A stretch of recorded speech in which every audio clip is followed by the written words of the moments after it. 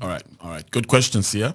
So usually the term stress comes, and just not trying to go too scientific, but it's usually a cascade of events that happens in the body when the body goes through a series of triggers. Ideally, when those triggers are not managed appropriately, the body then releases all kinds of neurotransmitters, hormones, reactions going on in the body, and there's a sense of overwhelming experience that the individual feels, and the individual just says, oh gosh, I can't cope with this. And that at that point in time, that individual may claim to be stressed.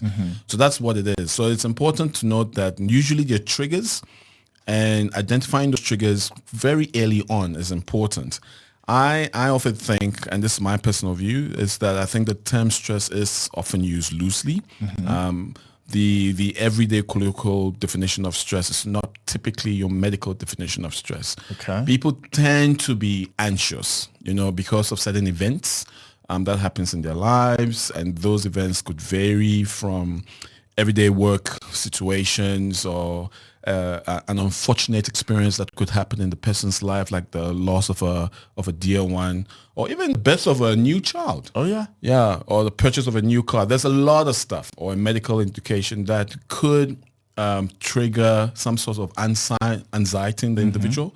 But if these triggers are not controlled, and that's what leads to stress, which is it's just cascaded, and it has just gotten too much, and they just lose it.